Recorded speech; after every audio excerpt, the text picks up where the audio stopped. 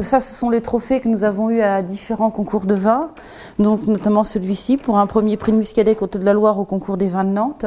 Donc des concours régionaux, communaux, cantonales.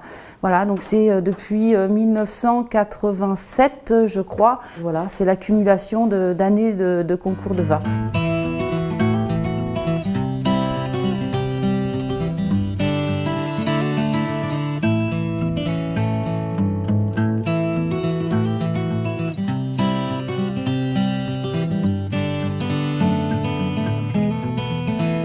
Et vous êtes ici sur le domaine du Champ-Chaperon, donc on est sur la commune de Barbechat, qui fait partie du vignoble des Coteaux de la Loire. Donc Barbechat se trouve à peu près à 20 km de Nantes, 16 km d'Ancenis. On est sur les rives sud de la Loire, donc ce sont des coteaux qui dominent les rives sud de la Loire, et notamment un affluent qui se jette dans la Loire, donc la Divate. Ici on est sur une production de Muscadet Coteaux de la Loire, et de gros plans du pays nantais. On produit aussi des vins de pays rosés et rouges, gamay, cabernet, des vins de pays blancs du Val-de-Loire, sauvignon, chardonnay. On produit des rouges, des gamay, des cabernets. Et nous faisons aussi de la méthode traditionnelle qui se fait couramment dans le vignoble nantais en blanc, en rouge et en rosé. Cette exploitation familiale date du XVIIe siècle et elle a été remise en activité par mes parents en 1974 qui eux ont développé l'activité viticole et une activité d'élevage donc sur un troupeau de charolais, d'élevage charolais.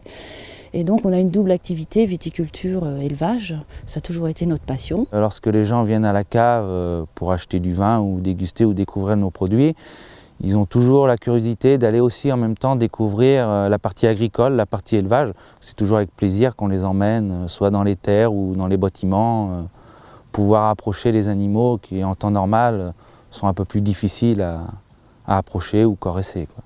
Depuis 1 an, on est en train de se diversifier sur de nouvelles races bovines. On a fait importer aussi une autre race qui est la Highland Cattle, une vache qui est originaire des Highlands en Écosse.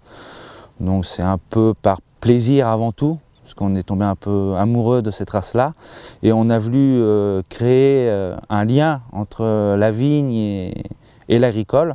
Et donc à l'heure actuelle, on est en train de développer une marque reprenant en tant qu'emblème la tête de la vache et son nom pour créer une nouvelle gamme qui se déclinera en 3 variétés, blanc, rosé et rouge.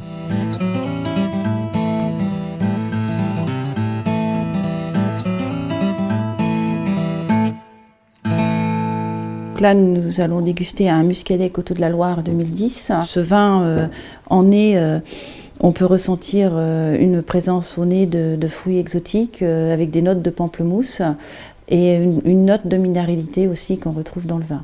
En bouche, c'est un vin qui est souple et charnu avec plutôt des fruits blancs style poire bien mûr. Et donc ça lui confère un équilibre. Et en finale, on retrouve le terroir avec sa pointe de pierre, un peu pierre broyée, donc de minéralité, qui amène son caractéristique particulier à ce Muscadet Coteaux de la Loire. Nous dégustons un gros plan du pays nantais sur Lie, millésime 2010. Donc ce vin présente au nez des caractères iodés avec des parfums de fruits blancs, plutôt citronnés, avec une pointe de minéralité. Donc, point commun entre nos vins, où la minéralité revient fortement sur aussi bien en nez qu'en bouche.